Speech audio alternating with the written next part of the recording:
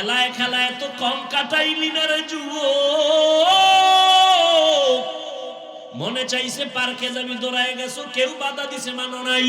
মনে চাইছে দাড়ি কাটবি, কেটে ফেলেছো, কেউ বাধা দিছে মানে না, মানো নাই। মনে চাইছে মোবাইল চালাবি, চালাইছো, বাধা মানো নাই। মা বাবায় বাধা দিছে, মায়েরে গালি দিছো, বাবারে গালি দিছো। আলেম বিরোধিতা করছে, আলেমের সাথে দুর্ব্যবহার করেছো। শিক্ষক বাধা দিছে, শিক্ষকের সাথে বেয়াদবি করেছো। কত রাত মোবাইল নিয়ে গুনাহ করে করে রাত কাটাইলি। আরো কত রাত গুনাহ করলে তোর আশা মিটবে? তারপরে তুই তওবা করবি বল। এখনো কি তওবা করবি না? মনে মনে কত শখ ছিল, জাহান্নামের বাগানে যাবি, পার্কে যাবি, মেয়েদের নিয়ে আড্ডা দিবি, নাচ গান করবি, কত শখ জীবনে মিটাইলি। এখনো কি তোর বাকি আছে? আরো গুনাহ করবি, তারপরে তওবা করবি। তবে আগে আমাকে বল, তোর হায়াতের আর বাকি কয়দিন?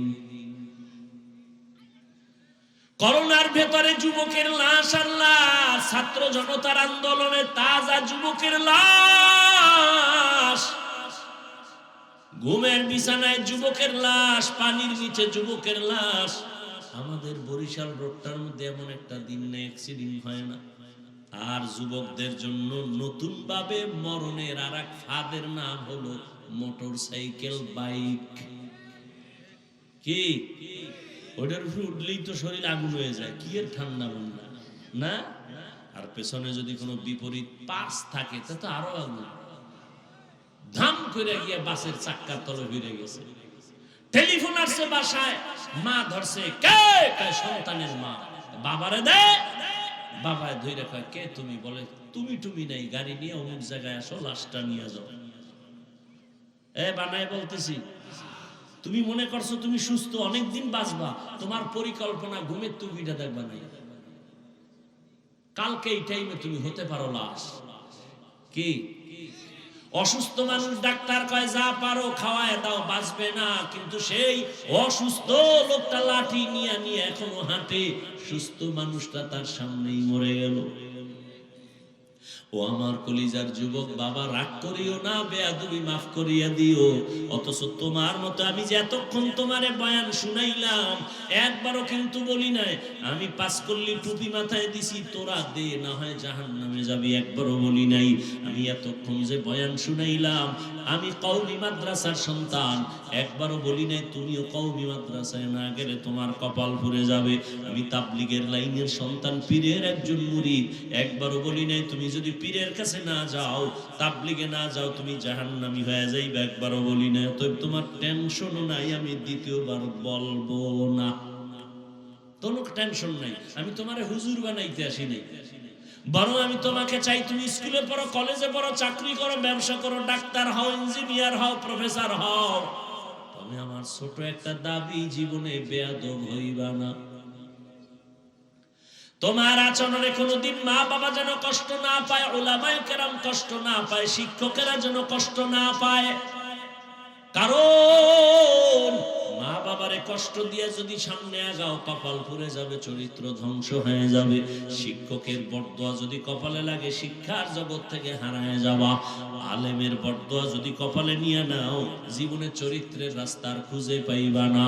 অতএব ডাক্তার হও, আদবওয়ালা ডাক্তার হইও, তাসলিমার মতো বেয়াদব যদি হও, জুতা খাইয়া পালাতে হবে। মা বাবার দোয়া, শিক্ষকের দোয়া, উলামায়ে কেরামের দোয়া নিয়ে সামনে আগাই ওরে যুবক। এবার একটু বাস্তবে তাকায় দেখো তো, জীবনে কোনোদিন মাদ্রাসায় পড়ে নাই, আলিফ বা তাও জানে না। তোমার মতো যুবক স্কুলে পড়ে, কলেজে পড়ে, চাকরি করে, ব্যবসা করে, 5 বেলার নামাজ পড়ে, সত্য কথার সাক্ষী দাও আসেনি। আর ওয়াজের দরকার নাই, এই কথাটাই তোমার জেহেনে ঢুকাও, বিবেকের প্রশ্ন করো।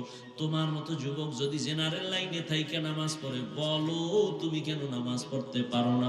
অবশ্যই তোমার কপালে কারো অভিশাপ লাগছে। ওয়াফাদ্দাল জামানান আলা জামান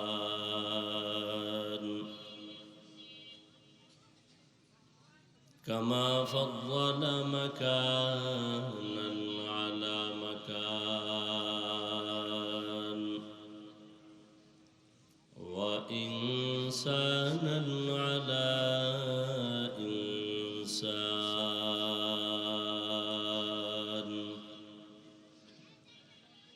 ونشهد أن لا إله إلا الله وحده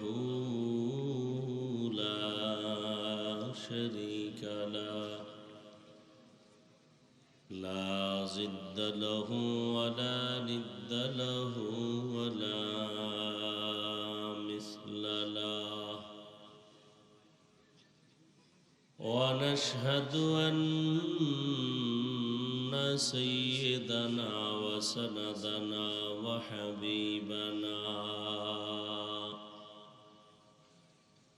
وحبيب ربنا وطبيبنا وطبيب قلوبنا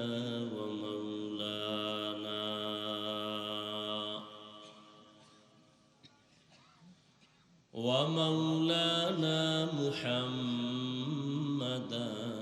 عبده ورسوله أرسله بالحق بشيرا ونذيرا وداعيا إلى الله بإذنه وسراجا منيرا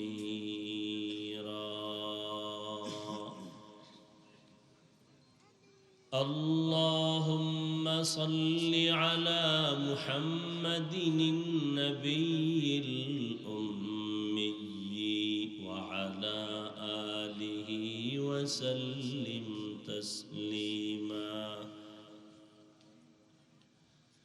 وبعد فأعوذ بالله من الشيطان الرجيم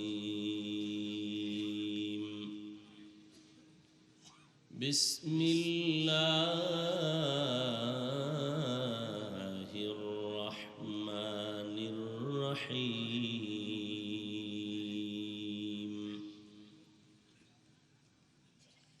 والعصر إن الإنسان لفي خسر إلا الذين آمنوا وعملوا الصالحات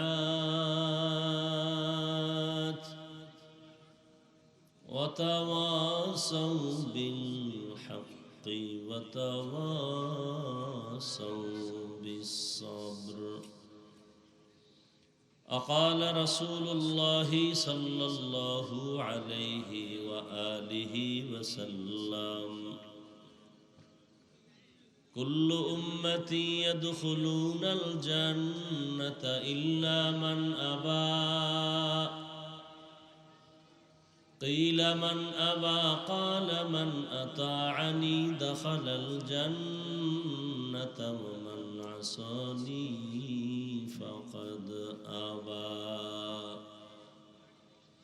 أو كما قال النبي عليه الصلاة والسلام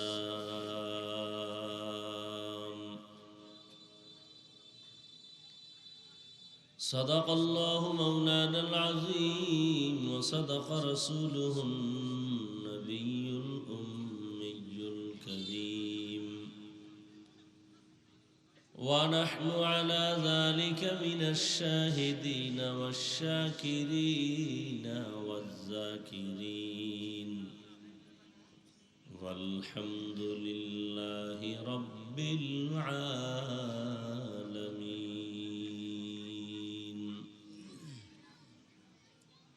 سبحانك لا علم لنا إلا ما علمتنا إنك أنت العليم الحكيم رب اشرح لي صدري ويسر لي أمري واحلل عقدة من لساني يفقه قولي درفشانی نے تیرے قطروں کو دریا کر دیا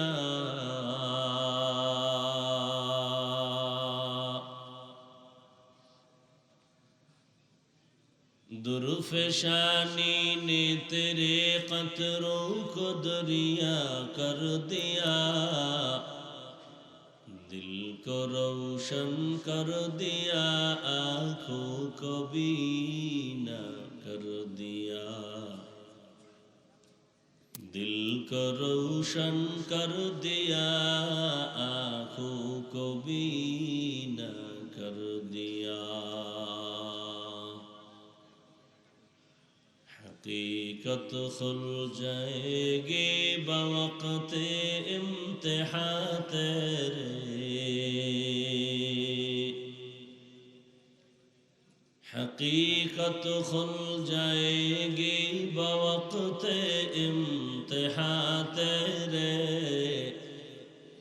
कि सुस्ती में या मेहनत में गुजारी जिंदगी तूने, कि सुस्ती में या मेहनत में गुजारी जिंदगी तूने। मुहम्मद ने आकर कुफर को मिटाया,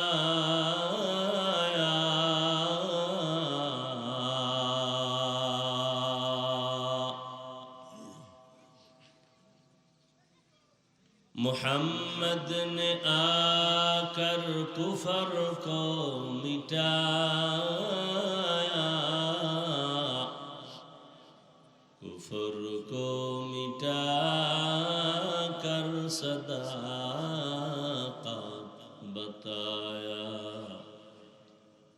कुफर को मिटा कर सदाक़त बताया। ला इलाहा इल्लल्लाह, ला इलाहा इल्लल्लाह, मुहम्मदुर রাসূলুল্লাহ।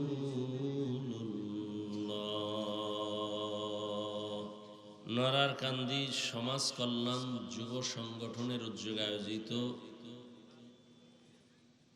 2 দিন ব্যাপী বার্ষিক ওয়াজ মাহফিল, প্রথম দিন 6 জানুয়ারি 2025।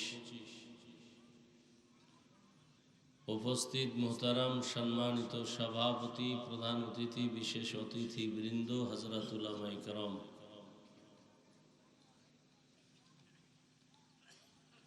আল্লাহ পাকের দরবারে শুকর যে আল্লাহ আমাদেরকে সুস্থ রেখেছেন এবং এই বরকতি মজলিসে আসা বসার তৌফিক দান করেছেন। নিয়ামতের শুকর আদায়ার্থে ঈমানের আওয়াজকে উঁচু করে এক আওয়াজে উচ্চ কণ্ঠে সকলেই কালিমাতুশ শুকর উচ্চারণ করি, আলহামদুলিল্লাহ। দরুদ ও সালাম সাইয়্যিদুল মুরসালিন রাহমাতুল লিল আলামিন শফিউল মুজনিবিন খাতামুন নবিয়্যিন সৈয়দুস সাকলাইন ইমামুল মুরসালিন হযরত মুহাম্মদুর রাসূলুল্লাহ, সবাই পড়েন সাল্লাল্লাহু আলাইহি, আবার পড়েন। নবীজির নামে দরুদ পড়লে গুনাহ হবে না সওয়াব? বেশি বেশি দরুদের আমল করেন। দরুদ পড়লে দুনিয়ায়ও লাভ, আখিরাতেও লাভ। এটা পড়তে কি কষ্ট আছে? নাই। কমপক্ষে প্রতিদিন 300 বার দরুদ শরীফের আমল করবেন। কতবার? বেশি পড়লে গুনাহ হবে। আল্লাহর কাছে যেন এই দরুদের আমল পেশ করা যায়, বেশি বেশি দরুদের আমল। আপনার দুনিয়াতে যত মুসিবত হোক না কেন, সব কিছুর ঔষধ দরুদের মধ্যে। আপনার বিশ্বাসের পার্সেন্ট যত, ফলাফলও কি তত। দুনিয়ার পেছনে দৌড়ান, অস্ত্র তো আল্লাহ আপনার হাতে দিয়েছেন। দরুদের অস্ত্র ব্যবহার করেন, দোকানের ব্যবসা, ঋণ, মুসিবত সব কমপ্লিট হয়ে যাবে, কেটে যাবে। দরুদের এত বরকত। আখিরাতের বরকত তো আছেই। এমনকি যদি লাগাতারে দরুদের আমল চালু রাখতে পারেন তো ইনশাআল্লাহ ঘুমের ঘরে রসুলের সাথে মোলাকাত হয়ে যায়। আল্লাহ আমাদের বেশি বেশি দরুদের আমল করার তৌফিক দান করেন।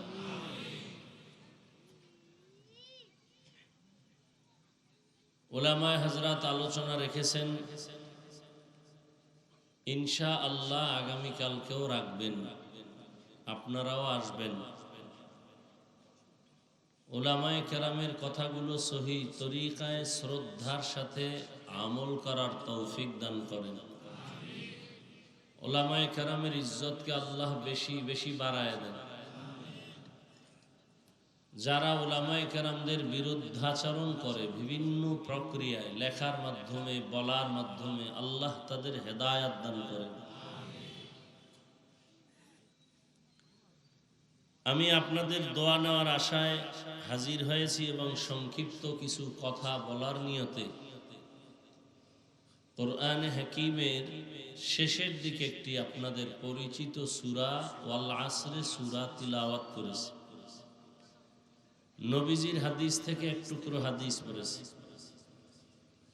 আয়াত ও হাদিসের আলোকে ইখলাস ও রুহানিয়তের সমন্বয় কিছু কথা বলার মতো, আপনাদেরকে শুনবার মতো সহি তরিকায় সহি নিয়তে আল্লাহ আমাকে আপনাদের সকলকেই কবুল করেন। ওয়াল আসর, আসরের শপথ। ইন্নাল ইনসানা লাফি খুসর, নিশ্চিত পৃথিবীর সমস্ত মানুষগুলো জাহান্নামে। ইল্লা, কিন্তু, আমানু, আল্লাযীনা আমানু ওয়া আমিলুস সালিহাত, যারা ঈমান আনবে এবং আমলে সালেহ করবে। ওয়া তাওয়াসাউ বিল হক ওয়া তাওয়াসাউ বিস সাবর, ঈমান ও আমলের দাওয়াত অন্যকেও দিবে, যারা বিরুদ্ধাচরণ করে তাদেরকে বাধা প্রদানে ধৈর্য ধারণ করবে। এই গুণে গুণান্বিত যারা, এরা জাহান্নামে যাবে না। নবীজি বলেন, কুল্লু উম্মতি ইয়াদখুলুনাল জান্নাতা ইল্লা মান আবা। সাবধান হে উম্মত, দুনিয়ার সমস্ত উম্মত নবী বলেন জান্নাতে যাবে, কিন্তু যারা আমি মুহাম্মদকে মানে না, অস্বীকার করে, তারা যাবে না। কিলা মান আবা, সাহাবায়ে কেরাম বললেন, হে আল্লাহর রাসূল, আপনাকে মানে না, তারা কারা? নবীজি বললেন, মান আতাআনি দাখালাল জান্নাহ ওয়া মান আসানি ফাকাদ আবা।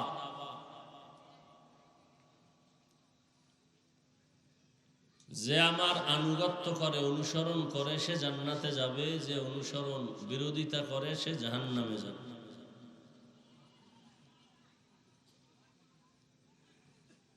আয়াত ও হাদিসের তরজমা শেষ।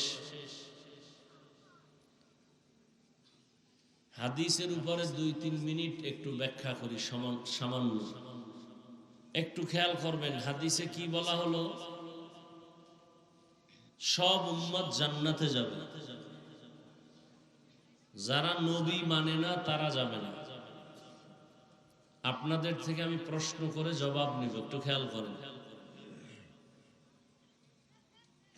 সাহাবায়ে কেরাম জিজ্ঞাসা করলেন, ইয়া রাসূলুল্লাহ, আপনাকে মানে না, তারা কারা?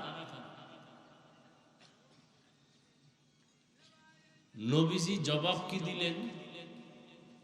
যারা মানে না তারা কারার জবাব না দিয়া আগে একটু মোহাব্বতের আওয়াজ দিয়ে বললেন, মান আতাআনি দাখালাল জান্নাহ, যে ব্যক্তি আমার অনুসরণ করবে, অনুকরণ করবে, সে জান্নাতে যাবে। এ কথাটার বিপরীত কথা কি দাঁড়াতে পারে বলতে পারবেন? খেয়াল করেন নাই? সাহাবায়ে কেরামের প্রশ্ন, নবী আপনাকে মানে না, তারা কারা? নবীজি ওই জবাব পরে দিলেন, আগে বললেন যে আমার অনুসরণ করবে সে জান্নাতে যাবে। তাহলে বিপরীত কথা কি দাঁড়াতে পারে বলেন? যে নবীজির অনুসরণ করবে না সে জাহান্নামে যাবে, তাই তো? কিন্তু নবী এ কথা এখানে বলেননি। আবারও খেয়াল করেন, সব উম্মত জান্নাতে যাবে, যারা নবীকে মানে না তারা জাহান্নামে যাবে। সাহাবায়ে কেরাম বললেন, ইয়া রাসূলুল্লাহ, আপনাকে মানে না তারা কারা? নবীজি ডাইরেক্ট তাদের কথা না বলে বললেন, যারা আমার অনুসরণ করবে তারা জান্নাতে যাবে। বিপরীত কথা দাঁড়ায়, যারা নবীর অনুসরণ করবে না তারা কই যাবে? নবী এ কথা বলেননি। তাহলে নবী কি বলছেন? এবার শেষে নবী বলেন, মান আসানি ফাকাদ আবা, যে আমার বিরোধিতা করবে সে জাহান্নামে যাবে। যে বিরোধিতা করবে সে কোথায় যাবে? জাহান্নামে যাবে। এখান থেকে একটা পয়েন্ট আপনাদের মনে রাখবেন, ওয়াজ মাহফিল আসলে কিছু নেওয়ার জন্যই তো, কিছু মেসেজ নিতে হবে। কতক্ষণ চিল্লায় ফাল্লায়া শরীর গরম বানায়া এরপরে দৌড়ায় গেলাম, ফজর পড়লাম না, এই ওয়াজ দিয়ে কি হবে? এ ওয়াজ দিয়া চলতেছে, ওয়াজ চলতেছে চলতেছে, ফলাফল জিরো। না হয় এত মুসলমান এই দেশে, এত আলেম, এত পীর, এত মাদ্রাসা, এত মসজিদ, এরপরও আমরা দুর্বল, আমরা পরাজিত। কি আপনারা বলেন দেশ স্বাধীন হয়েছে, দেশ স্বাধীন করে আপনারা নাক টেনে ঘুমাইতেছেন, আর ওদিকে মহিলারা সাংবাদিক সম্মেলন করতেছে, আমাদের দেহ ব্যবসার অধিকার ফেরত চাই। আর আপনারা এখানে স্বাধীন স্বাধীন কইয়া নাকে তেল লাগায় ঘুমাইতেছেন। এই স্বাধীনের অর্থ কি? স্বাধীন স্বাধীন বলতেছেন, আবার আইনজীবীর গলায় ছুরি চালাচ্ছে। কত মানুষ অসহায় অবস্থায়।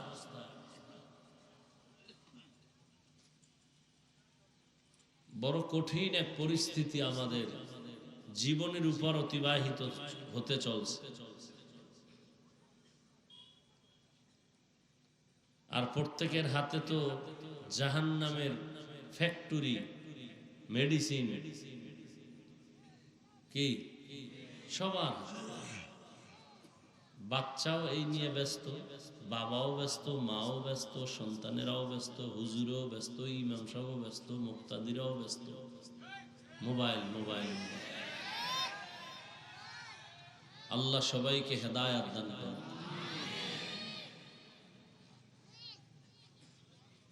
ছুরি একটা হাতে নিয়ে নিজের গলা কাটা,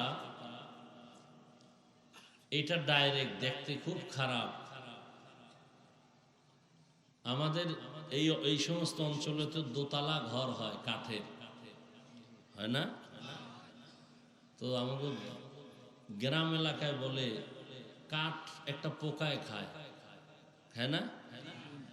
কি কয়? গনে খায় না? উপর দিয়া কমপ্লিট সুন্দর, ভেতর দিয়া ফুলটাই নষ্ট। এই মোবাইলওয়ালাদের উপর দিয়ে যাও কিছু আছে, ভিতর কিচ্ছু নেই, চরিত্র নাই, লেখাপড়া নাই, চেহারা নাই। কি চিল্লাস না, চুপ।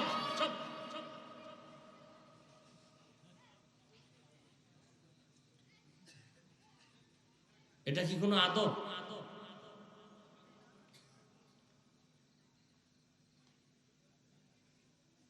একটা দূরের মানুষকে কথা শুনে না জোরে বলা যায়, মা বাবা পাশের বসা, সামনে বসা, হেইনি কোনো সন্তান চিল্লানো আদব। কোনো আলেম সামনে বসা, এখানে চিল্লা চিল্লির কি আছে? আমি কথাগুলো বুঝাইতেছি, বুঝার কথা, এখানে তো চিৎকারের কিছু নেই। এটা তো আদব না মজলিসের?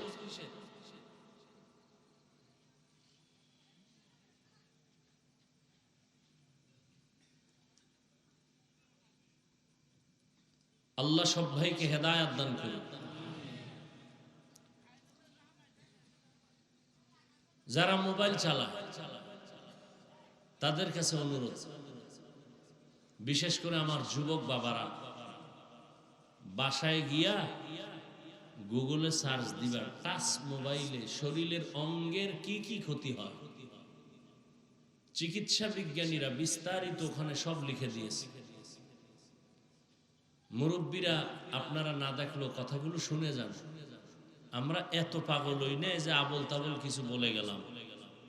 একটু শুনেন ভালো করে। বাবা তো হইছেন, আলোচনাটাও শুরু করছি সূরা আসর দিয়া। মা বাবার জন্য খুব সতর্কবাণী আয়াতের মধ্যে আছে। কিয়ামতের দিন প্রত্যেক সন্তান পিতামাতার বিরুদ্ধে আল্লাহর আদালতে মামলা দিবে। কোরআন শরীফের আয়াত। বহু মা বাবা বড় বড় নেক আমল করিয়াও শুধু সন্তানের অপরাধের কারণে জাহান্নামে যেতে হবে, শুধু সন্তানের অপরাধের কারণে। এই মোবাইলের কারণে কিডনি ড্যামেজ হয়ে যাইতেছে, ব্রেন নষ্ট, হার্ট দুর্বল, লেখাপড়া নাই, চরিত্র নাই, চোখের পাওয়ার নাই, কানের পাওয়ার নাই। এই মোবাইলের কারণে কত সন্তানের সাথে মা বাবার দূরত্ব, স্ত্রী স্বামীর মাঝে দূরত্ব। এই মোবাইলকে কেন্দ্র করে কত সন্তান মায়ের সাথে বেয়াদবি, বাবার সাথে বেয়াদবি, ছাত্র হলে শিক্ষকের সাথে বেয়াদবি, উম্মত হলে আলেমের সাথে বেয়াদবি। এই একটা মোবাইলকে কেন্দ্র করে কত সন্তান মায়ের টাকা চুরি করে, বাবার টাকা চুরি করে, না দিলে বন্ধুর পকেট কাটে, না দিলে দোকানে চুরি করার সম্মিলিত চক্রান্ত করে। এক কথায় এই মোবাইলের কারণে আপনার মধ্যে, যুবকের মধ্যে কিছুই নাই, আছে একটা রূহ। আজরাইল যদি রুহুটা নিয়ে যায় তো তুমিও নেই। তাহলে মোবাইল কি পরিমাণ ক্ষতি করছে, যা ভাষা নাই বলা। কিন্তু বাবাও বাধা দেয় না, মাও বাধা দেয় না। বলার দায়িত্ব আমার, বলে গেলাম, মানবেন কিনা সে দায়িত্ব আপনার। আল্লাহ একটা বেহেশতের বাগানে নিয়ে আসছেন, এটা বড় দয়া। কিন্তু কপাল পুরাটা ভালো করতে পারলেন না। বেহেশতের বাগানে বৈশাও মোবাইল নিয়ে ছবি তুলতেছেন, যেটা সম্পূর্ণ গুনাহের কাজ।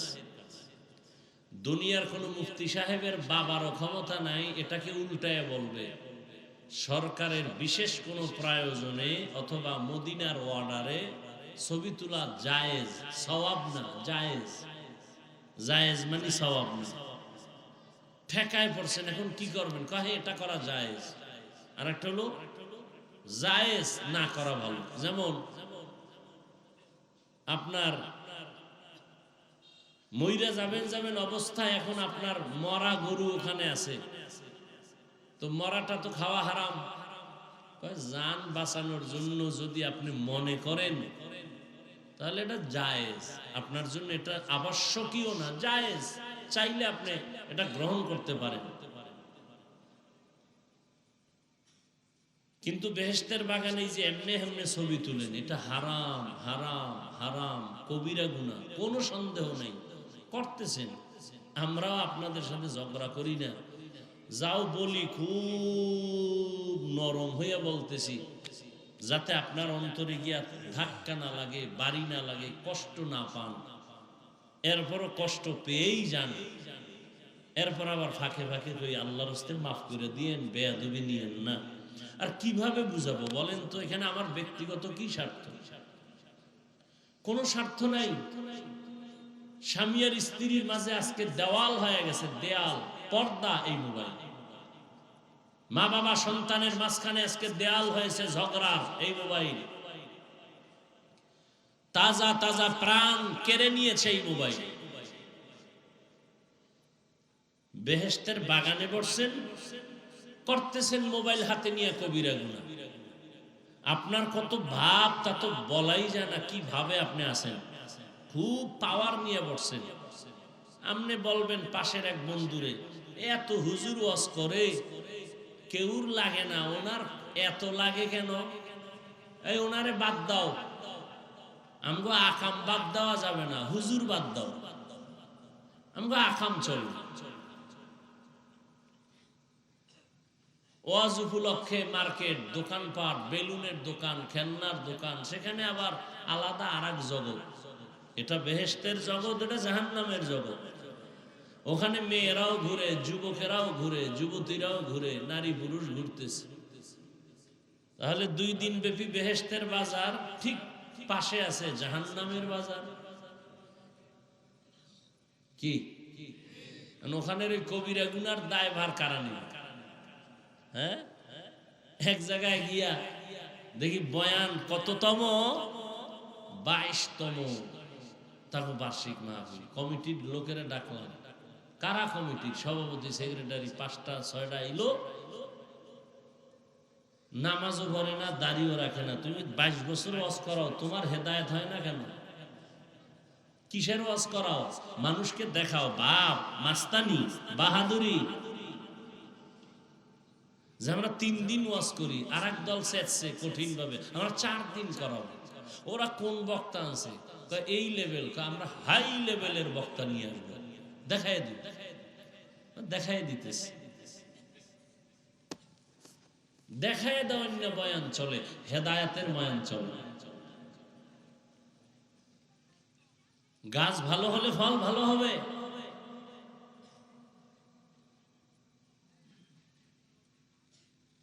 আয়োজক বৃন্দ যদি ইখলাসওয়ালা হন, ওখানে হেদায়েতের বাতাস আসতে থাকবে, হেদায়েতের বাতাস আসতে থাকবে। ওয়াজ উপলক্ষে দোকান কেন? বেলুনের দোকান কেন? খেলনার দোকান কেন? সেখানে মেয়েরা ঢুকে কেন? বেপরদায় কবিরা গুনাহ, তাজা তাজা কবিরা গুনাহ হয় কেন? কি প্রয়োজন? এখান থেকে রাজৌর তো দূরে না, মাদারীপুর দূরে না, প্রয়োজনে সেখানে যাও। হ্যাঁ, 2-1টা চায়ের দোকান, বিস্কিটের দোকান থাকতে পারে। খেলনার দোকান কেন? বেলুনের দোকান কেন? সেখানে আবার মেয়ে ছেলে যাবে কেন অবাধে? তো এই বেহেশতের বাগানে কি হলো?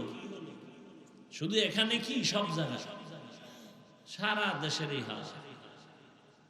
শুধু বাংলাদেশে যুবকেরা লিখে রাখিস, একটা জায়গা আমার দৃষ্টিতে পাইছি, বাংলাদেশে লক্ষ লক্ষ মানুষ সেখানে থাকে। 1 দিন 2 দিন 3 দিন 4 দিন, শত শত দোকান, একটা খেলনার দোকান নাই। লক্ষ লক্ষ মানুষ সেখানে থাকে, বয়ান শুনে। মহিলা কেন, একটা বাচ্চা মেয়েকেও 3-4 দিন ওই পুরো অঞ্চলে খুঁজে পাওয়া যাবে না। একটা জায়গা আছে বাংলাদেশে যেটার নাম শুনলে তোর ঘুম হারাম হয়ে যায়, কলিজা জ্বলে। আটরশি না? কোথায়? দুনিয়ার সব জায়গায় ঘুরলি, ওখানে যাইতে ভাল লাগে না? কত ডাকাত, কত সন্ত্রাসী তসবি হাতে নিয়ে, পাগড়ি নিয়ে জিকিরের লাইনে দৌড়াচ্ছে। আর তুমি এখানে ভাই ফেসবুকে বিরোধিতা করো না? মাহলায় তোমার কপালটা আলাদা বানাইছে, যে কারণে রসুলের বয়ানেও কালেমা পড়ে না। কেমন কফা! যেই রসুলের চেহারা মোবারক দেখলেই মোহাব্বত লাগায় জাহান্নাম হারাম, সেই রসুলকে 1 দিন 2 দিন না 13 বছর পর্যন্ত দেখলো, বয়ান শুনলো, কালেমা কপালে আসলো না, এর নাম কফা। এই নিকৃষ্ট বেঈমানকে জানেন? যে রসুলকে 13 বছর দেখলো, যে নবীকে দেখলে পেটের ক্ষুধা থাকে না, এত বরকতি নবী আমার, সেই রসুলকে 13 বছর দেখেও কালেমা পড়ে না, নিকৃষ্ট এই বেঈমানকে। আর অন্যদিকে 27 বছরের একটা যুবক তরবারি নিয়ে দৌড়ায়, নবীকে জবাই করে ফেলে। কয় বছরে? নবীরে দেখেই তরবারি ফালায়, কয় নবী মাফ করে দেন, কালেমা পড়ে। এর নাম কফা। তো নবী বললেন সব উম্মত জান্নাতে যাবে, যারা আমাকে মানে না তারা যাবে না। সাহাবায়ে কেরাম বললেন ইয়া রাসূলুল্লাহ, আপনাকে কারা মানে না, অস্বীকার করে, তারা কারা? রহমতের নবী বললেন আমার অনুসরণ যিনি করবে তারা জান্নাতে যাবে, যারা বিরোধিতা করবে তারা জান্নাত পাবে না, জাহান্নামে যাবে। এখান থেকে আমরা কি শিক্ষা পেলাম?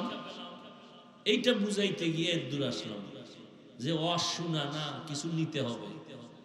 গুনাহ নিয়ে ঢুকছি, গুনাহ মুক্ত হয়ে বের হবে, এই নিয়ত নিয়া কয়দিন আর বাহাদুরি করবেন? যারা দুনিয়া দুনিয়া দুনিয়া দুনিয়া জিকির করে কই, যারা দুনিয়া চায় এরা দুই চায়, দুই দুনিয়ার পিছনে যারা আখেরাত বাদ দিয়ে দৌড়ায় কয় জিনিস চায়, একটা চায় সম্মান আর একটা চায় শান্তির জীবন। কিন্তু দেখেন তো প্রত্যেকটা দুনিয়াদারের সম্মানও নাই, শান্তির জীবনও। মাইয়ার জ্বালা, পোলার জ্বালা, বউয়ের জ্বালা, বাইরের জ্বালা, ভেতরের জ্বালা, মামলা, উপর ঝামেলা, হামলা, এই ঝামেলা। এরপরে বিল্ডিং উঠেছে, লাভ কি ঘুমাইতে পারে না, এখন বিল্ডিং থুয়ে জঙ্গলে ঘুমা। একবার ফুলের মালা, ফাইনালে জুতার মালা। এই সম্মান দিয়ে কি লাভ হবে? আমি কি বানায় বলতেছি? এর চেয়ে তো খেরের ঘর ভালো। হ্যাঁ, মনে রাখবেন, শিক্ষা নেন। টাকা দিয়ে সম্মান কিনলে প্রথমে ফুলের মালা, ফাইনালে কি? যারা দুনিয়া দুনিয়া করো কত উপরে উঠছো বলো তো? আর আমরা যারা আখেরাত আখেরাত করি আমরা কত নিচে নামছি বলো তো? আল্লাহ হেদায়েত দান করুন। মান কানা ইউরিদুল আজিলাতা আজ্জালনা লাহু ফিহা মা নাশাউ লিমান নুরিদ সুম্মা জাআলনা লাহু জাহান্নাম ইয়াসলাহা মাযমুমান মাদহুরা। যে দুনিয়া চায় আল্লাহ তাকে দ্রুত দুনিয়া দিয়া দেয়, কিন্তু পরিণাম ফলে তার জন্য জাহান্নাম। আল্লাহর নবী বলেন, যারা আমার বিরোধিতা করবে তারা জাহান্নামে যাবে। এখান থেকে আমরা দুইটা সবক নিয়ে নেই। এ দুনিয়ায় যারা নবীর আদর্শ মানে না তারা দুই দলে ভাগ হয়ে আছে। এক দল, বাংলায় অর্থ বলবো তারা বিদ্রোহী, আর এক দল হলো আগ্রহী। এক দল দরদি আর এক দল বিরোধী।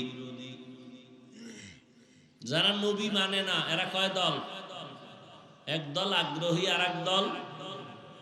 ধরে নেন, আমি বুঝাবার জন্য বলছি, এখানে আমি ডান দিক থেকে একটা যুবকেরা জিজ্ঞাসা করলাম, এই যুবক, নবীর আদর্শের দাড়ি রাখো না কেন, নামাজ পড়ো না কেন? যুবক কি বলে? হাফিজ ভাই, নামাজ দরকার, দাড়ি দরকার, পারি না, চেষ্টা করতেছি, দোয়া করবেন। কি বুঝলেন? বিদ্রোহী না আগ্রহী? অন্যদিকে আমি যদি বাম দিকের এক যুবকের জিজ্ঞাসা করি, বাবা নামাজ পড়ো না কেন, দাড়ি রাখো না কেন? আমার কথা শেষ না হতেই জবাব দেয়, না রাখলে অসুবিধা কি? এরকম বেয়াদব নাই? এ কি আগ্রহী না বিদ্রোহী? রহমতের নবীর আদর্শ মানার ক্ষেত্রে বিদ্রোহীর আর এক নাম হলো বেঈমান। খুব বুঝেন, কিন্তু আরো বুঝেন। একটা ছেলে দাড়ি রাখে না, তাকে গালি দেওয়া যাবে না। আগে বুঝতে হবে ওই যুবকটা কি আগ্রহী না বিদ্রোহী। একজনে নামাজ আদায় করে না, তাকে গালি দেয়া যাবে না। আগে বুঝতে হবে লোকটা কি আগ্রহী না বিদ্রোহী। আগ্রহী বান্দা মুমিন, বিদ্রোহী বান্দা বেঈমান। আরো স্পষ্ট করে বললাম, যারা নবীর আদর্শে দাড়ি রাখে না তাকে গালি দেওয়া যাবে না। আর একজনে দাড়ি পছন্দ করে না, তাকে ছাড় দেওয়া যাবে না। ব্যবধান আছে না? একজনে নামাজ পড়ে না, তাকে গালি দেয়া যাবে না। আর একজনে নামাজকে পছন্দ করে না, তাকে ছাড় দেয়া যাবে না। সুযোগ পেলেই জুতার বাড়ি দিতে হবে। ব্যবধানটা বুঝছেননি? তাহলে একজনে নামাজ পড়ে না, তারে গালি দেওয়া যাবে? আগে বুঝতে হবে সে আগ্রহী না বিদ্রোহী। আগ্রহীর নাম মুমিন, বিদ্রোহীর নাম বেঈমান। কত বড় আল্লাহর দুশমন যে নামাজ তো পড়েই না, দোয়া চাইবে, ভাই দোয়া কইরেন, চেষ্টা করব, উল্টা ধাক্কা দেয়, না পড়লে অসুবিধা কি? কত বড় নিকৃষ্ট বেয়াদব, চিন্তা করতে পারেন? আল্লাহ হেদায়েত দান করুন। এবার আসেন, হাদিস নিয়ে কিছু কথা বললাম, এবার সূরাটা নিয়ে আলোচনা করি। ওয়াল আসরি ইন্নাল ইনসানা লাফি খুসর। সাউন্ডটা আর সুন্দর হয় না? এখানে মিক্সার মেশিন নাই, তো এরকম কেন রিভার্ব দিতে পারেন না? ইকো যেন না হয়। মানুষের বডির জন্য রুহু আসল, রুহু নাই, এই বডির কোনো কি নাই। আমাদের বয়ানের এই লাইটও দরকার নাই, প্যান্ডেলও দরকার নাই। আমাদের মূল বয়ানের রূহ বাহ্যিক দৃষ্টিতে হলো সাউন্ড, আর বাকি গায়েবী যেটা সেটা আল্লাহর রহমত। বুঝেন না কথা? এজন্য বারবার বলে, আপনাদের তো হয়তো একদিন 2 দিন, আমাদের তো প্রতি রাত চিল্লেই তো হয়। টাইম মতো ঘুম না থাকলে, খানা না থাকলে, এবার এতগুলো মানুষকে আবার বয়ান করে শোনানো, আর জার্নি তো কি কষ্ট। এরপরেও চলতেছে চলতেছে, আল্লাহ যতক্ষণ চালাবেন চলবে। এই জন্য একটু বেশি এটার দিকে খেয়াল রাখা উচিত। রাখি বলি, আপনারা হয়তো অনেকে অনেক কিছু ভাবেন, বেয়াদবি মাফ করে দিয়ে। ওয়াল আসরি ইন্নাল ইনসানা লাফি খুসর। সূরাটা সকলের পরিচিত একটি সূরা। পর্দার আড়ালের মা বোনেরা এই সূরাটা কোরআন শরীফ পড়তে না জানলেও শুনতে শুনতে মুখস্থ হয়ে গেছে। সূরাটা ছোট কিন্তু পাওয়ার অনেক বড়। 4 মাযহাবের 4 ইমামের এক ইমাম হলেন ইমাম শাফিঈ রাহমাতুল্লাহি আলাইহি। তিনি বলেন, আমার আল্লাহ কোরআনে হাকিমের মধ্যে অনেকগুলো আয়াত নাজিল করেছেন। আম্মা জান আয়েশা রাদিয়াল্লাহু আনহার প্রসিদ্ধ বর্ণনা মতে কোরআনের আয়াত সংখ্যা হলো 6666। ইমাম শাফিঈ রাহমাতুল্লাহি আলাইহি বলেন, আল্লাহ পাক শুধুমাত্র ওয়াল আসরি সূরাটাই যদি দিতেন, আর অন্য কোন আয়াত যদি আল্লাহ অবতীর্ণ নাও করতেন, আর দুনিয়ার সব মানুষ যদি ওয়াল আসরে সূরাটার উপরে জীবন চালাইতো, বিনা হিসাবে জান্নাত পেয়ে যাইত। এবার বুঝেন সূরাটার পাওয়ার কত। সূরাটার শুরুতে রব্বে কারীম কসম করেছেন ওয়াল আসর, আসরের শফাত। ইন্নাল ইনসানা লাফি খুসর। আল্লাহ তাআলা সূরাটার শুরুতে আসরের শফাত করলেন। এই রকম এখানে না, অনেক জায়গায় আমার আল্লাহ শপথ করে করে সূরা নাজিল করেছেন। ওয়াস সামাঈ যাতিল বুরুজ ওয়াল ইয়াউমিল মাউউদ ওয়া শাহিদিন ওয়া মাশহুদ ওয়াশ শামসি ওয়া দুহাহা ওয়াল কমারি ইযা তালাহা ওয়ান নাহারি ইযা জাল্লাহা ওয়াল লাইলি ইযা ইয়াগশাহা والتين والزيتون وطور سينين وهذا البلد الأمين। বারবার আল্লাহ শপথ করেছেন। আমরাও একে অন্যের সাথে কথায় এক সময় এক পর্যায়ে মাঝে মাঝে কসম করি না? একজনের আমি একটা কথা বললাম, সে বলে কথাটা এমন না, আমি বললাম এমনই, কয় মানি না। আমি বললাম কসম মেনে নে, কসম খেয়ে বলছি, হ্যাঁ এখন মানি। তাহলে আমরা যে কসম খাই, আমাদের কসমের কারণ হলো সন্দেহ দূর করা। ও রাজৈরের মুসলমান ও যুবক, জবান খুলে একটু জবাব দেও, আল্লাহর কোরআন সত্য নাকি মিথ্যা? দুনিয়ার সব মানুষ যদি আল্লাহর কোরআন মানে তাহলে সত্য, না না মানলেও সত্য। এই কালামে জিন্দা কোরআনে হাকিম হিকমতে উলায়া জালাসতু কাদিম। এই জায়গাটা খালি কেন? সামনে এত জায়গা খালি কেন? এই যদি ওদিক থেকে বরকত আয় তাহলে মাঝখানে আটকে যাইবে, আমরা ভাবো। আর এদিক দিয়ে যদি বরকত শুরু হয় তাহলে ওদিকে পাইব না, মাঝখানে জায়গা খালি। এই বুদ্ধি দিছে কে তোমাকে? এনে ওগুলা দিয়ে মানুষ বসাইও, এই বরকত নষ্ট হয়, বুঝাইতে পারি না, যার মনে যা চায়। ওই যে বললাম না, বেশি কিছু বললে বলবে বক্তা বাদ দাও, আমগো যা করি এটা বাদ দেওয়া যাবে না। এ কথা কেউ বলবে? বলেন তো। এই মাঝখানে এটা ফাঁকা কেন? এই কোন বক্তা বলবে? বক্তা অস করতে এসে অস করে চলে যাবে, এত টেনশনের টাইম কই? আর আমার তো মাথায় বাড়ি লেগে গেছে যে বরকত তো কমে যাব।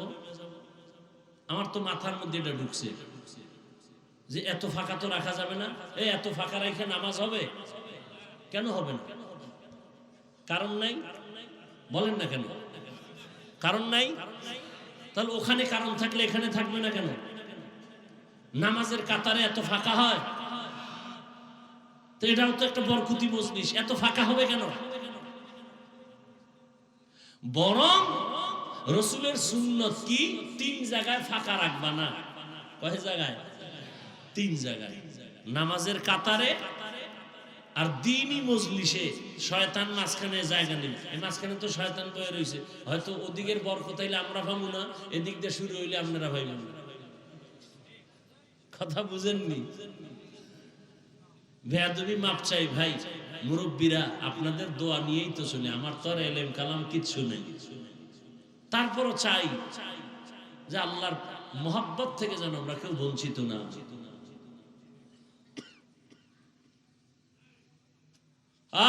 আল্লাহ সবাইকে সহিহ বুঝ দান করেন।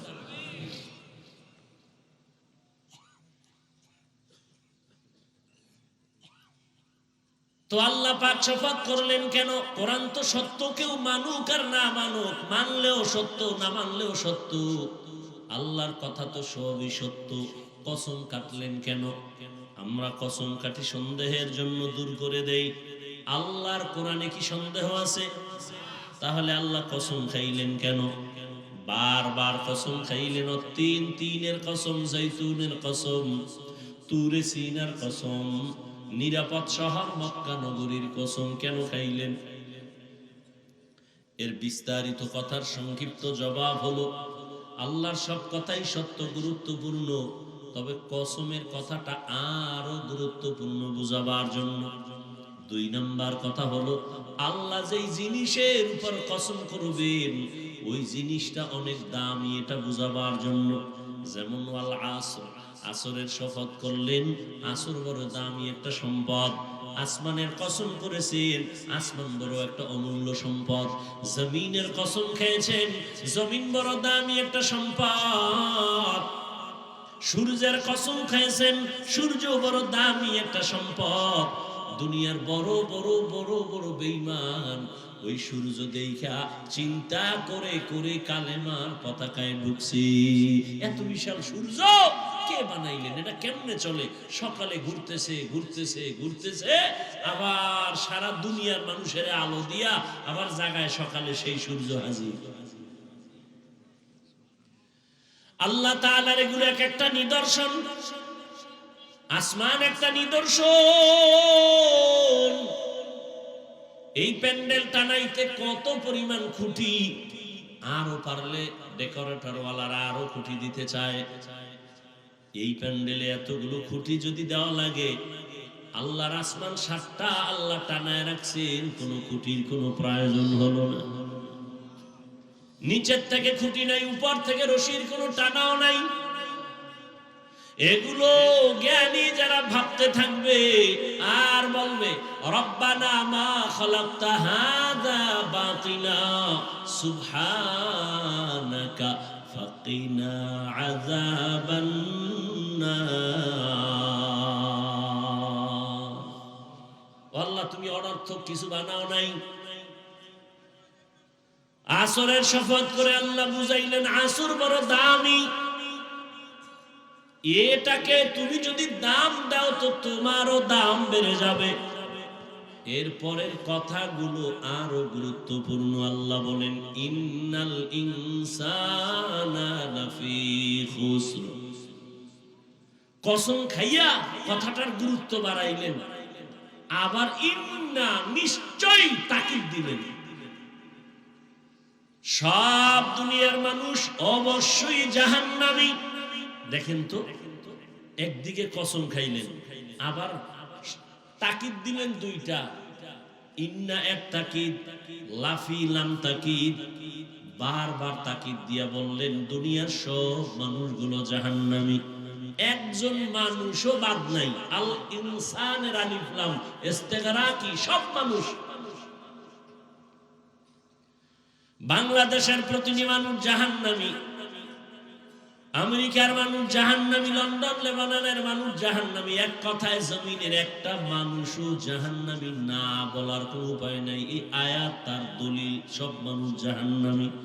তুমি এটারে হালকা মনে করবা, শপথের সিল লাগাই দিছে, শপথ, কোনো সন্দেহ করা যাবে না। এরপরে আবার ইন্না, নিশ্চয়ই, আরো মজবুত, লাফিখুস, অবশ্যই জাহান্নাম।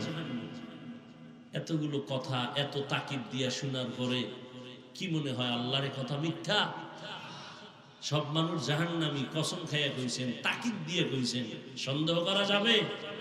তাহলে এবার আর নামাজ রোজা কইরা লাভ কি? আল্লাহ শপথ কইরেই যদি বলে সব মানুষ জাহান্নামী, তাহলে আর ইবাদত করে লাভ কি? কথা কি শেষ? আল্লাহ কয় যতই তাকিদ দিছি, কিন্তু নামের ব্রেক লাগায় দিছি, ইল্লা কিন্তু। সব মানুষগুলো জাহান্নামে যাবে, কিন্তু 4 গুণওয়ালারা জাহান্নামে যাবে না। কয় গুণ? ইল্লাল্লাযীনা আমানু ওয়া আমিলুস সালিহাত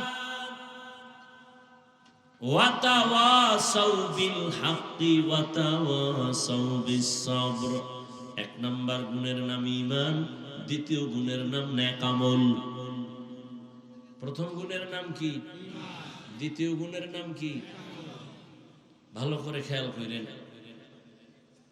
আল আসরে সূরাটা সবার প্রিয় একটা মুখস্থ সূরা।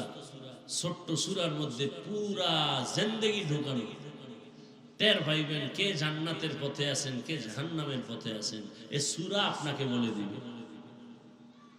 সব মানুষ জাহান্নামে যাবে, 4 গুণওয়ালারা জান্নাতে যাবে। 4 গুণের মধ্যে প্রথম 2টা গুণ ঈমান আর নেক আমল। এটা আল্লাহর হক। কার হক? আল্লাহর হক। আর ও যে 2টা গুণ আছে, ওই 2 গুণ হলো বান্দার হক। সেটা কি?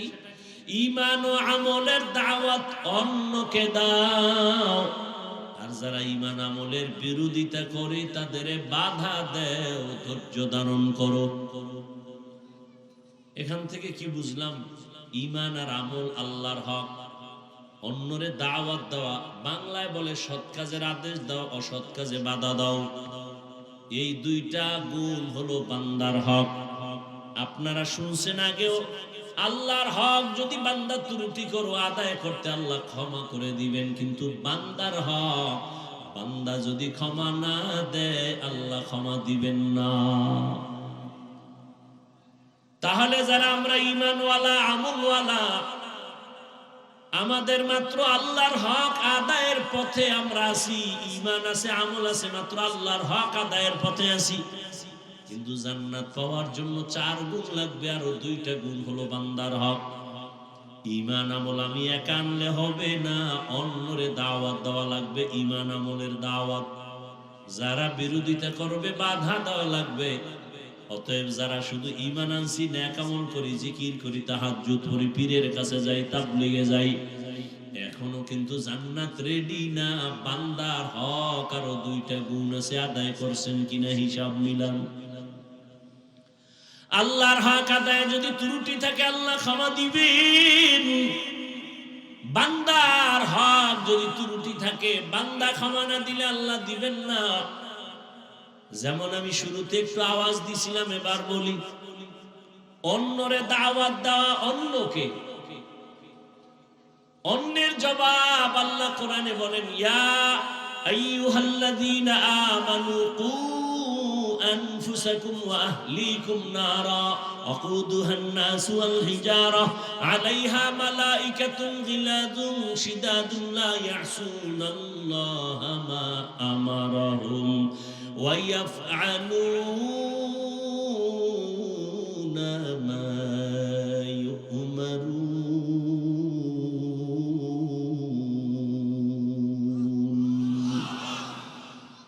আল্লাহ বলেন, ও মুমিন, জাহান্নাম থেকে নিজেকে বাঁচাও, তোমার আহালকে বাঁচাও।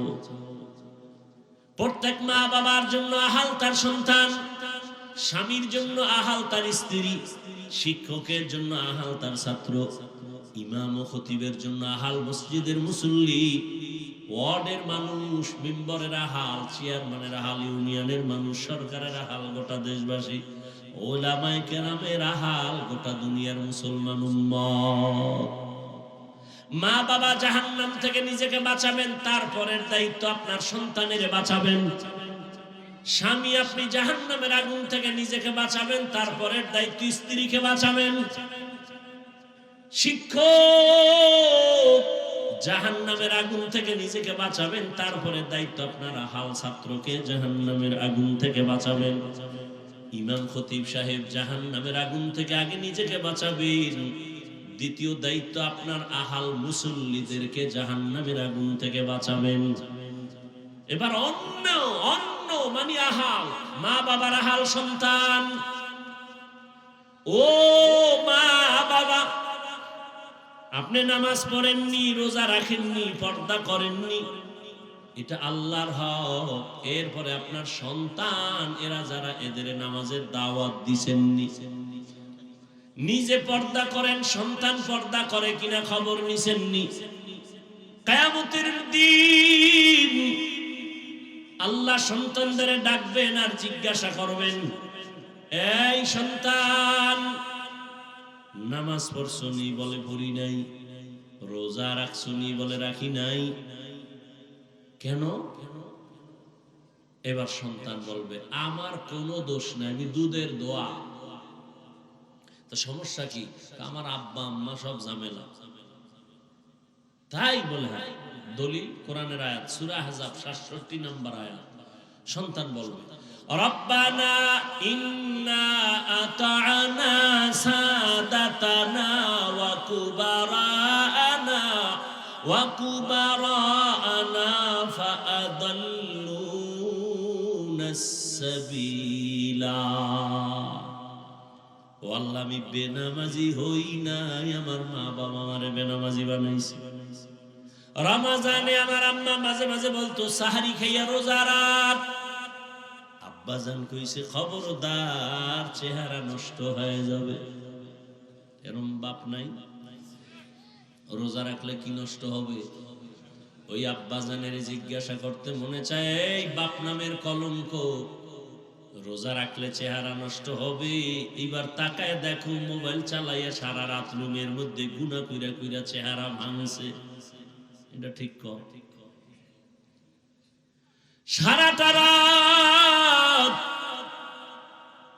তোমার সন্তান দরওয়াজা জানালা বন্ধ করে মোবাইলের দিকে তাকাইয়া তাকাইয়া কবিরা গুনাহ, কবিরা গুনাহ, কবিরা গুনাহ দেখে দেখে চেহারার মধ্যে নূর নাই, চেহারাটা নষ্ট। তোমার এই সন্তানের চেহারাটা ভালো বানাইবা কেমনে? বিয়ার আগেই চেহারাটা নষ্ট হয়ে গেল, যৌবনও শেষ, জীবনও শেষ।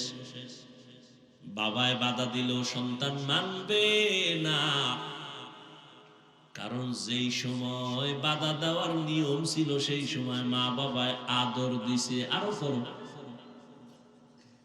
সময় মতো বাধা দেয়। দুনিয়াটা উল্টে গেছে, কেমনে জানেন? প্রত্যেক সন্তান মা বাবারে ভয় করবে, আর এখন উল্টা মা বাবা সন্তানের ভয় করে, কখন পিডায়। প্রত্যেক ছাত্র শিক্ষকের ভয় করবে, কিন্তু এখন শিক্ষক ছাত্রকে ভয় করে, কখন বেদবি করে ফেলে। লিকুল্লি শাইইন জিনাতুন ফিল ওয়ারা ওয়া জিনাতুল মারই তামামুল আদাবি। আজ খোদা কা হি মে তৌফিকে আদব বেআদব মাহরুম গাশত আজ ফজলে রা। ও পর্দার আড়ালের আম্মা জানে না, ও আমার বৃদ্ধ বাবাজি,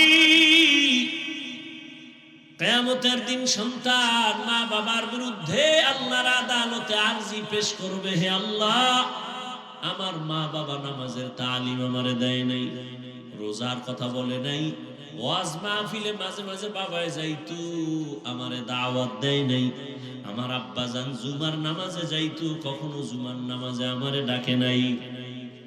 এবার আল্লাহ কইল ঠিক আছে সব মাইনে নিলাম, তুই বাবার কারণে বড় নাই। আচ্ছা তোরে না আমি একটা বিবেক দিছিলাম ভালো মন্দ যাচাই করা, কাহা দিছিলাম। দেখো না কত সন্তান মা বাবা চায় না নামাজ পড়ুক, এরপরও মা বাবার কথা ডেঙ্গিয়ে গিয়ে নামাজ পড়ে নাই। তা তুই বললি না কেন, ভালোটা গ্রহণ করলি না কেন? সন্তান বলবে আল্লাহ এটা আমার বিবেকের সাথে অন্যায় করে ফেলেছি। কথা হলো আমার তো এটা ইনসাফের আদালত, আজকে বিবেকের বিচার হবে। দাঁড়া, ইন্নাস সামআ ওয়াল বাসারা ওয়াল ফুআদ কুল্লু উলাইকা কানা আনহু মাসউলা।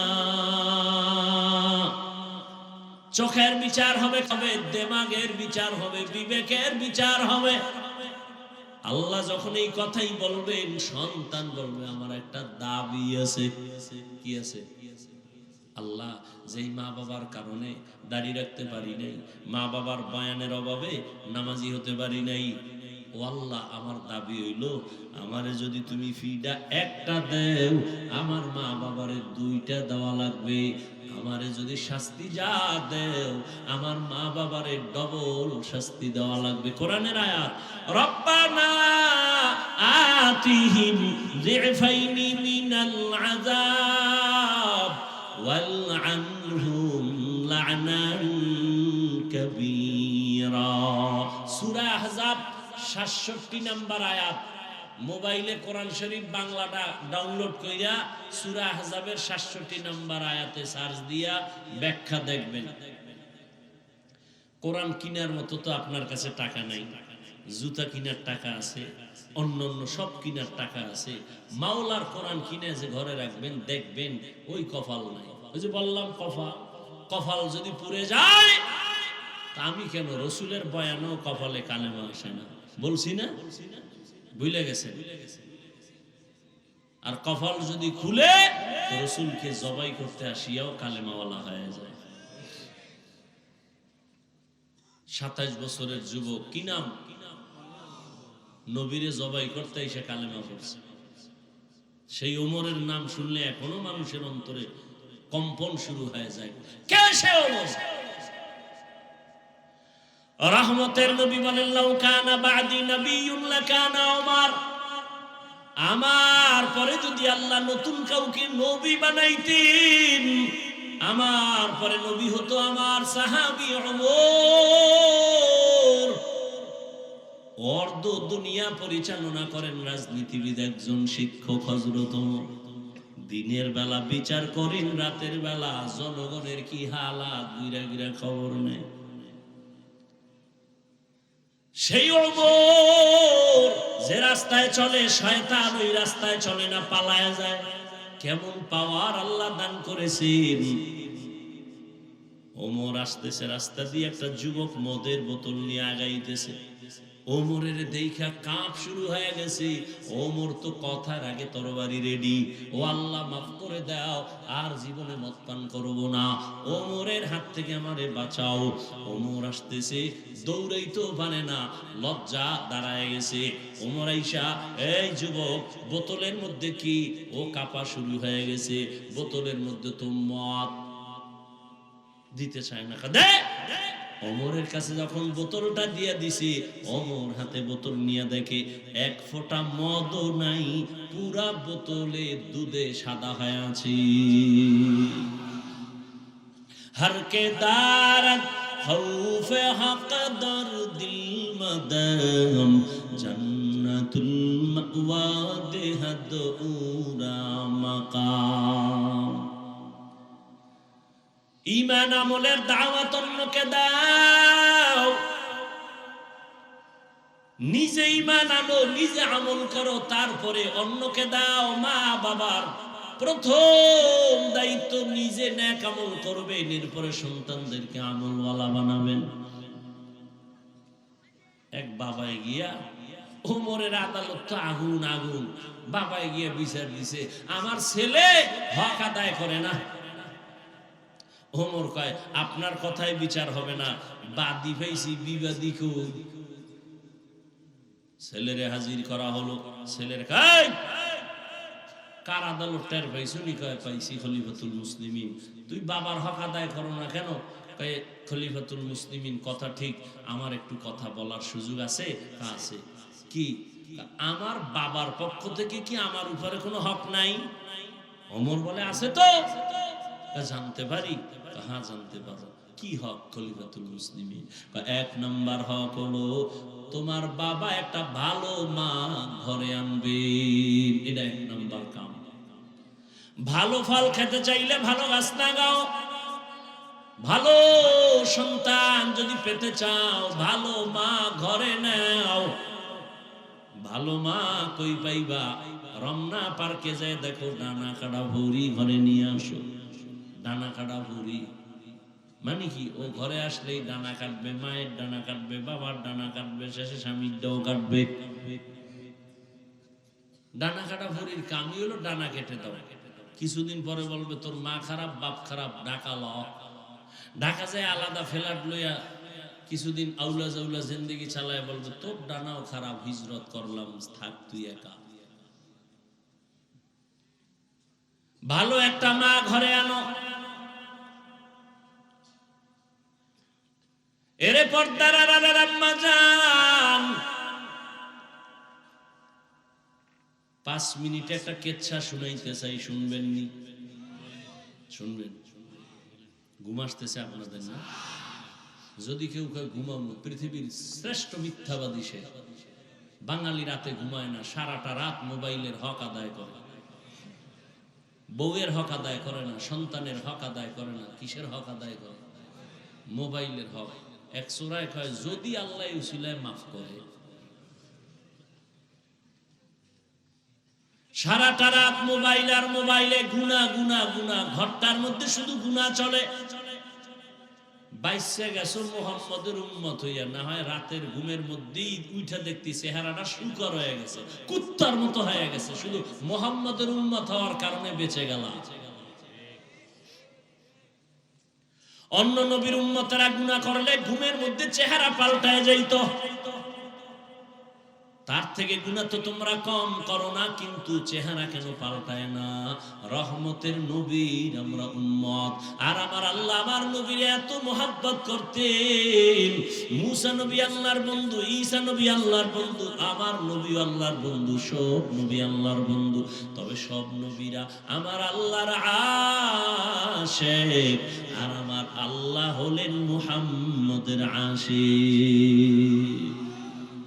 ইমামুল আউয়ালিনাল আখিরিন, বহরে সদকা রাহমাতাল লিল আলামিন, সাইয়্যিদুল কাউনাইন খাতমুল মুরসালিন, আখিরামত বুদে ফখরুল আউয়ালিন। এরে আল্লাহর বান্দারা, একটা ভালো মা ঘরে আনিও।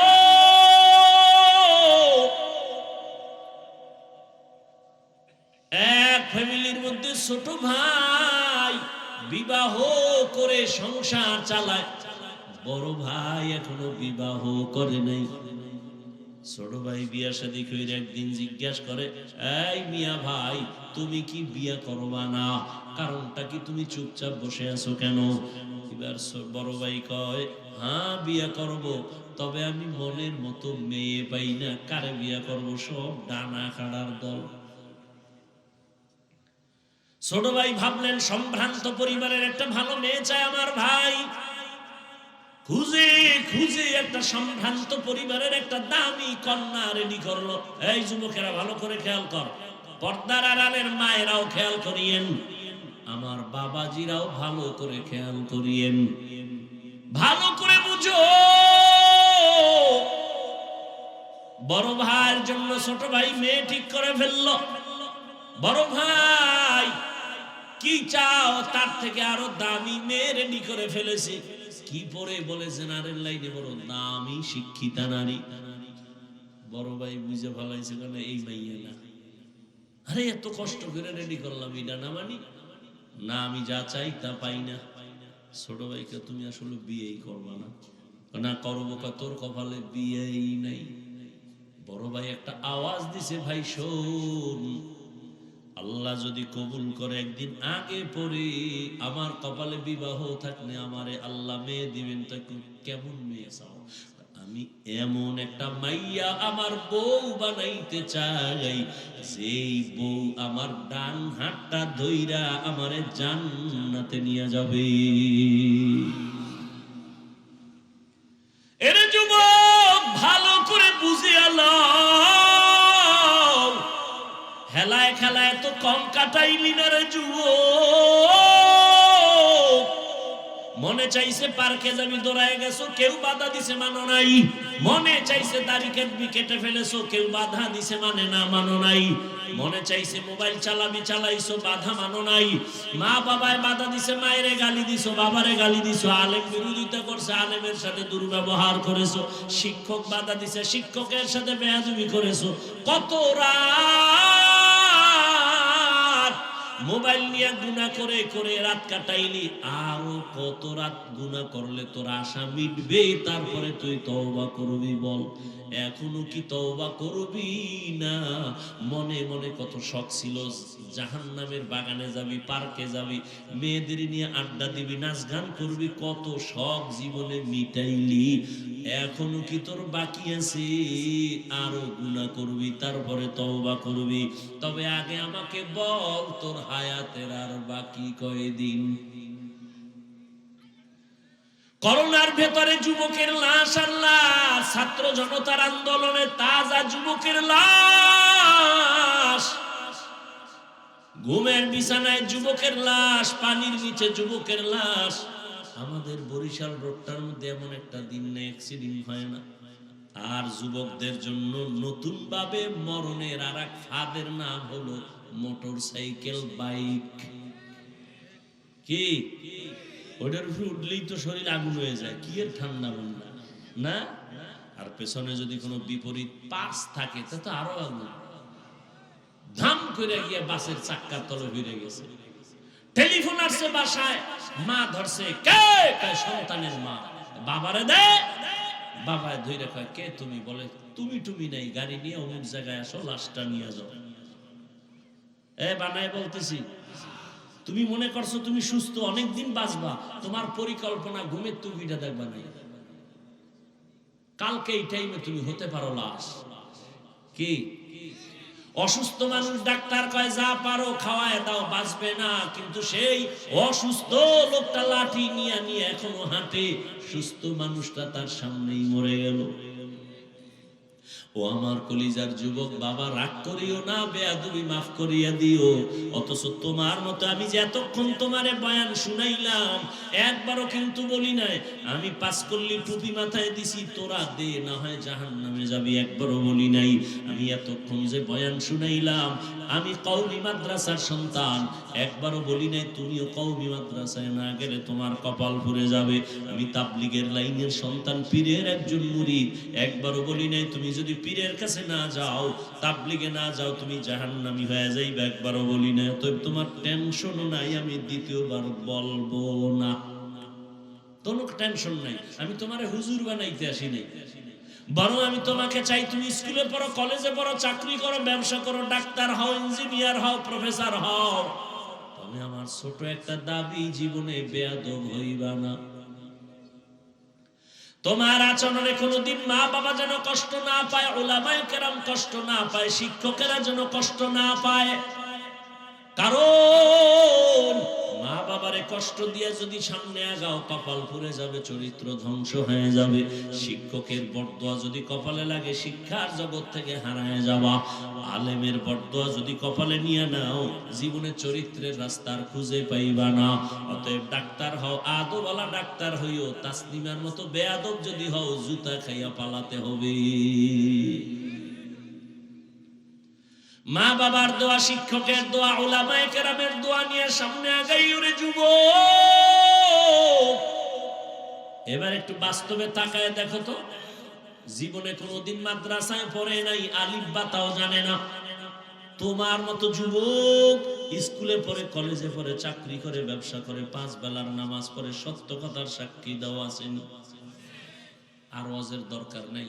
এই কথাটাই তোমার জেহেনে ঢুকাও, বিবেকের প্রশ্ন করো। তোমার মতো যুবক যদি জেনারেল লাইনে থাইকে নামাজ পড়ে, বলো তুমি কেন নামাজ পড়তে পারো না? অবশ্যই তোমার কপালে কারো অভিশাপ লাগছে। তোমার মতো যুবক রাস্তায় গাড়ি চালায়, নামাজ ছাড়ে না, বলো তুমি কেন পারবা না? তোমার মতো যুবক নদীর মধ্যে মাছ ধরে, নামাজ পড়ে, কৃষি কাজ করে, নামাজ পড়ে, র্যাব, আর্মি, পুলিশ, বিডিআর এর চাকরি করে, নামাজ পড়ে, তুমি কেন পারো না? ওসি, ডিসি, এসপি, উকিল, ব্যারিস্টার নামাজ পড়ে, তুমি কেন পারো না? তোমার মতো যুবক শ্রমিকের কাজ করে, ব্যবসা করে, হালাল ভাবে চলে, ঢাকা কলেজে গিয়ে দেখাস, জাহাঙ্গীরনগরে গিয়ে দেখো তোমার মতো ছাত্র কলেজে পড়ে, মাথায় পাগড়ি, বড় দাড়ি, বড় জামা, মসজিদের খতিব। ও ভাই, তুমি কোন মসজিদের খতিব? বলে আমি কোনদিন খতিব কেন হব, আমি তো আরবি ভালো করে পারি না। এই অবস্থা কেন তোমার? বলে আমার মা বাবার দোয়া আর ওলামায়ে কেরামের নেক নজর। বানাই বলতেছি নাই এরকম ছাত্র? তোমার সমস্যা কি? তোমার কপালে কার বরদোয়া লাগছে মনে হয়? নাইলে এইরকম খারাপ তো তুমি হইতে পারো না, তুমি তো মুসলমান। ঘটনাটা মনে আছে তো? শেষ 5 মিনিটে শেষ। বড় ভাই কি কইছে কও, নাইলে এটা আর কমই না। কি কইছে? এমন একটা মেয়ে আমি বিবাহ করতে চাই যে আমাকে জান্নাতে নিয়ে যাবে, আমার ডান হাত ধরে। ছোট ভাইকা তোর কপালে এমন মাইয়াও নাই, বিয়াও নাই। বড় ভাইকা আল্লাহ যদি কবুল করে সময় লাগবে না, ঠিকই কিছুদিনের মধ্যে খবর পার্শ্বে এক এলাকায় আল্লাহর ওলি আছেন।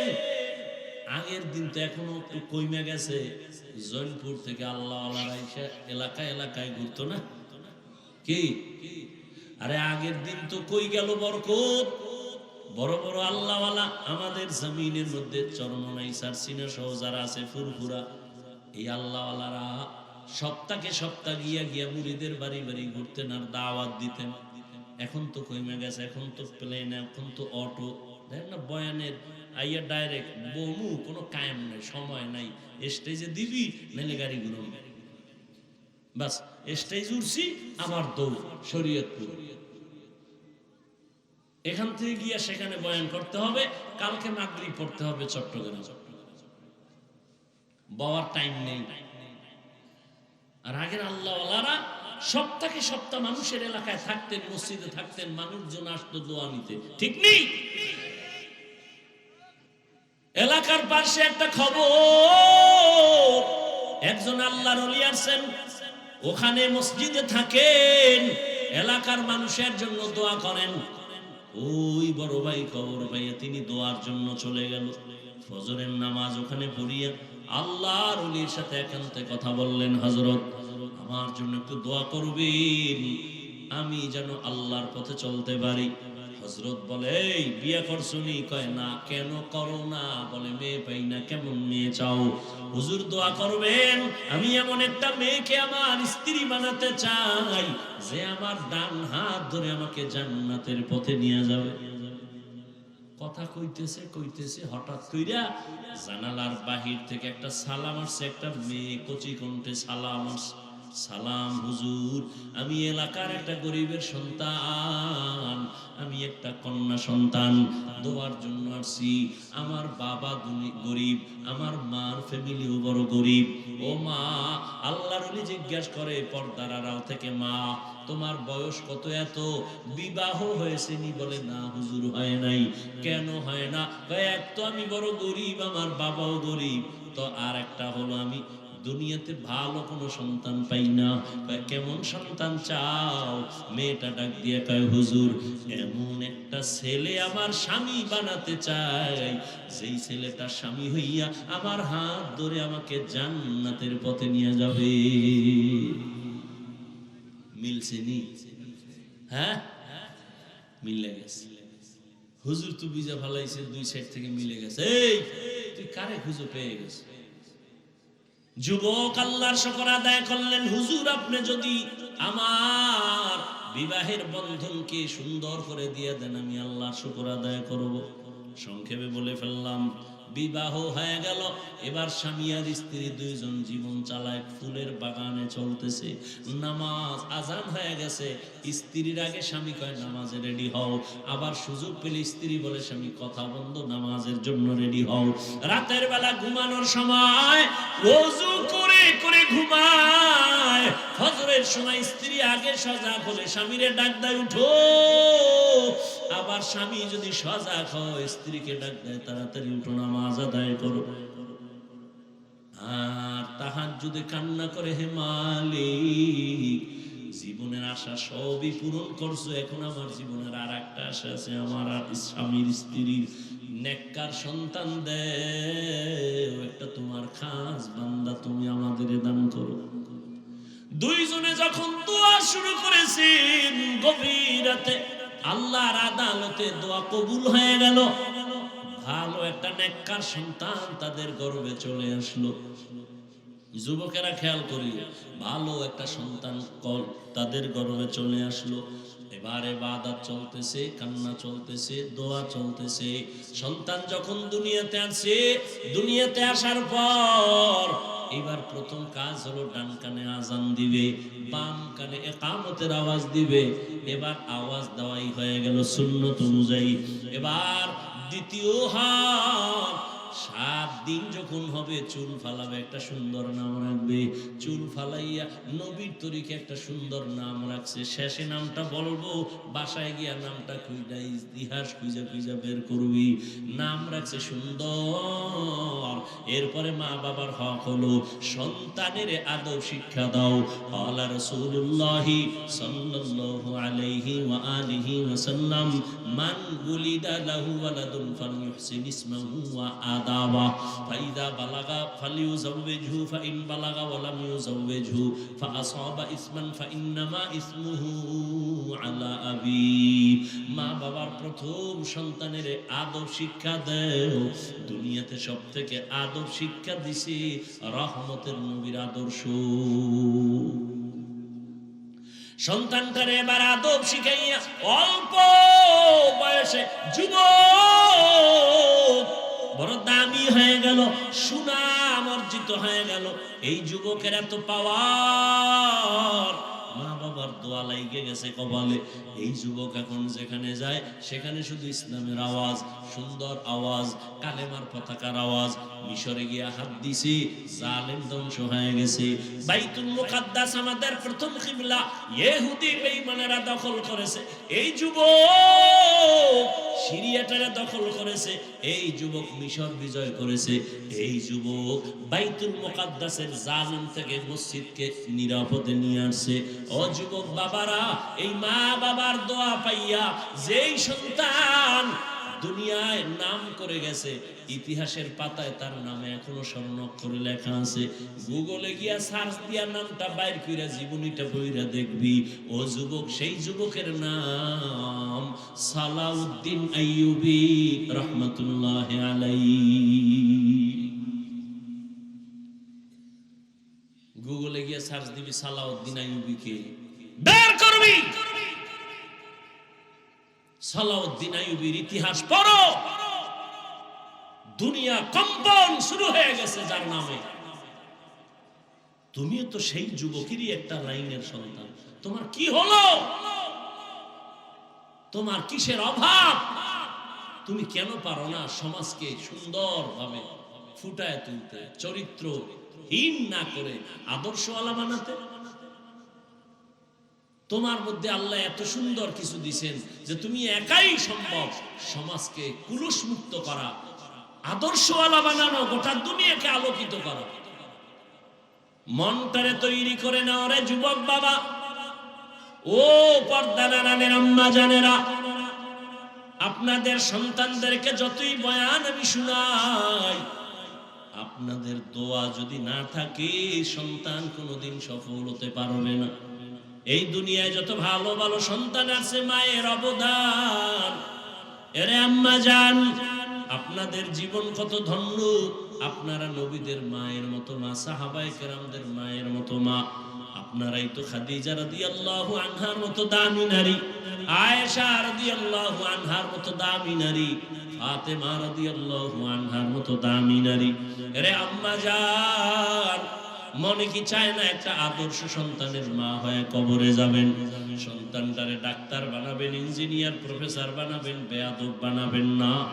আদবওয়ালা সন্তান যদি রেখে যান, ডাক্তার হবে, ডাক্তারি করিয়াও কোরআন পড়ে পড়ে মা বাবার জন্য দোয়া করবে।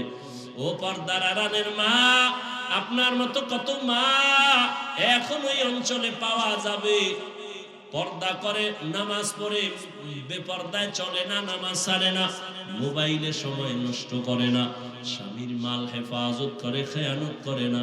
এরে আম্মা জান, আপনি কেন পারবেন না? এখনো সময় আছে, তওবা করেন। জীবনে আর নামাজ ছাড়বেন না, বেপর্দায় চলবেন না। মা বাবা হইয়া সন্তানকে আদর্শ ডাক্তার বানানোর মেহনত করবেন, আদর্শ ইঞ্জিনিয়ার, প্রফেসর বানায় যাবেন। এখনো সময় আছে, তওবা করে মনে মনে আল্লাহর কাছে বলতে থাকেন। জীবনে স্বামীর মাল খেয়ানত করবেন না, মোবাইলে সময় নষ্ট করবেন না। ও আমার যুবক বাবারা, এখনো সময় আছে, তওবা করে নাও। মনেরে বুঝাইও রে মন, আমার মতো যুবক যদি স্কুল কলেজে পড়িয়া নামাজ পড়ে, আমি কেন পারবো না? আমার কপাল কেন এত খারাপ? এখন থেকে তওবা করো, মনে মনে আল্লাহকে বলো, হে আল্লাহ, জীবনে নামাজ ছাড়বো না, বেপরদায় চলবো না, দাড়ি কাটবো না, মা বাবারে কষ্ট দিব না, উলামায়ে কেরামের দোয়া নিয়া, শিক্ষকের দোয়া নিয়া নবীর তরিকা মেনে চলবো। ও আমার বৃদ্ধ বাবাজিরা, আপনার মতো কত বুড়া মানুষ এখনো হাতে লাঠি নিয়ে মসজিদে গিয়ে নামাজ আদায় করে, আপনারা কেন পারবেন না? এখন থেকে তওবা করে তৈরি হয়ে যান। আল্লাহ আজরাইল আসার আগে আমি তওবা করে তৈরি হয়ে যাব। কোন দিন মরণ হবে জানা নাই। আর নামাজ ছাড়বো না, বেপরদায় চলবো না, মা বাবার দোয়া নিয়ে চলবো, শিক্ষকের দোয়া নিয়ে চলবো। আর কোনদিন নামাজ ছাড়বো না, বেপরদায় চলবো না, আল্লাহর নবীর তরিকার বাহিরে চলবো না। তওবা করার মতো যদি অন্তর তৈরি হয়, অন্তরে যদি কোনো মুনাফিকি না থাকে, যাদের অন্তরে তওবার খাঁটি নিয়ত আছে, খাঁটি তওবার নিয়তে দুটো হাত আল্লাহকে দেখাইয়া দাও। আয় আল্লাহ, হাতগুলো কবুল করে নেন, তওবা কবুল করে নেন। আয় আল্লাহ, তওবার উপরে মজবুত হইয়া আমাদেরকে চলার মতো তৌফিক দান করে দাও, আমিন।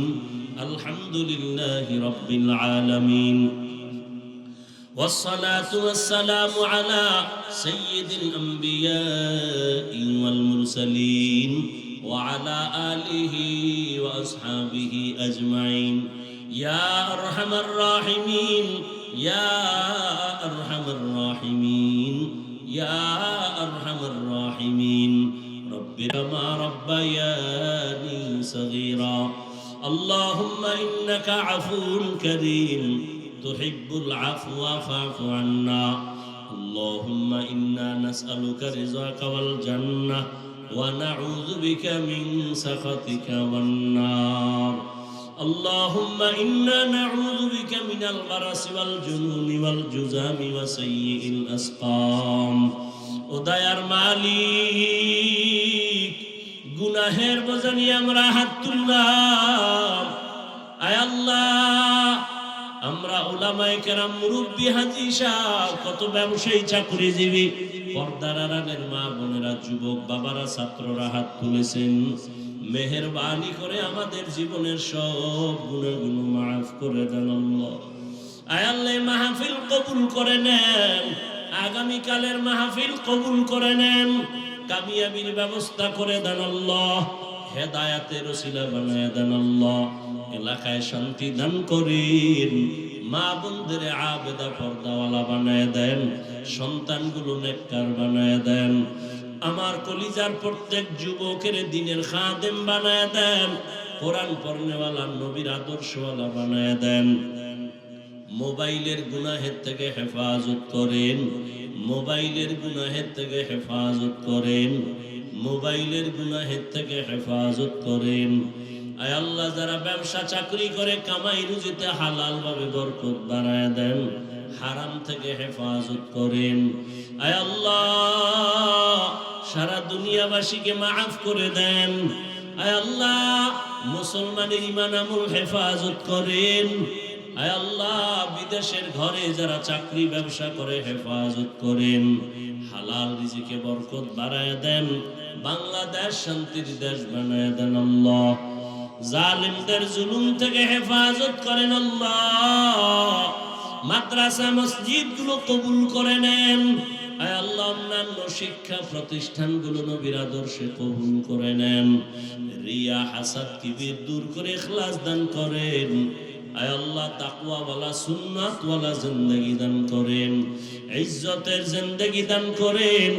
আম্বিয়ায়ে কেরাম, সাহাবায়ে কেরাম, শুহাদায়ে কেরাম, আউলিয়ায়ে কেরাম, আসাতিজায়ে কেরামদের মাকাম জান্নাতে উঁচু বানায় দেন। আয় আল্লাহ দিলের নেক আশাগুলো পূরণ করে দেন আল্লাহ। ও দয়ার মালিক নবীজির মুহাব্বত আমাদের কবুল করে নেন। আয় আল্লাহ তাআলা সব শিক্ষা প্রতিষ্ঠান নবীর আদর্শে কবুল করে নেন।